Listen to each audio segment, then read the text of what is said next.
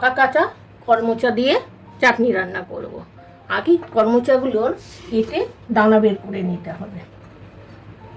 এই দেখুন দানা, এই দানাগুলো হাত দিয়ে বের করে নেব, করে 4 খণ্ড করে নেব। তাহলে এক এক করে আমি সব করমচাগুলো দানা বের করে নিই। আগে পুরোটা আমার কাটা হয়ে গেছে, দানা বাছা হয়ে গেছে। চাটনির জন্য তেল গরম হয়ে গেছে।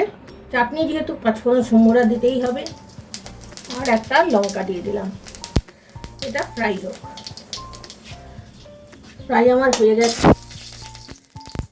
এবার কাঁচা পাকা করমচাগুলো দিয়ে দিই। কাঁচা পাকা হওয়াতে দেখতে খুব চাটনিটা সুন্দর লাগবে। একটু নুন দেবো, একটু হলুদ দেবো, দিয়ে একটু নেড়ে দেবো।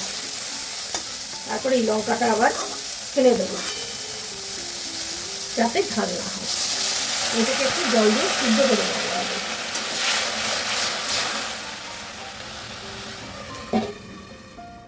5 মিনিট পরে ঢাকনাটা খুলে নিলাম। দেখুন কি সুন্দর রং হয়েছে, যেহেতু পাকাটা বেশি, বিটে যেমন লাল রং হয় সেই রকম রং হয়েছে। এবার একটু পরিমাণ মতো চিনি দিয়ে দেবো। যে যেরকম চিনি মিষ্টি খান সেরকম দেবেন।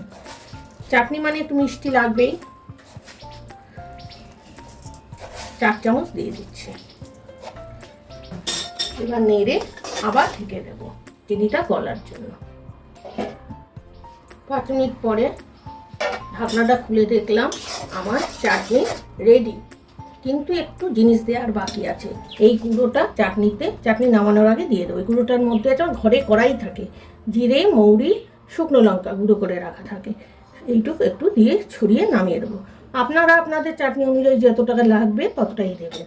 তাহলে আমার চাটনি রেডি। কত সহজভাবে পাকা কাঁচা করমচার চাটনি রেসিপি তৈরি হয়ে গেল। আপনারাও এইভাবে করবেন।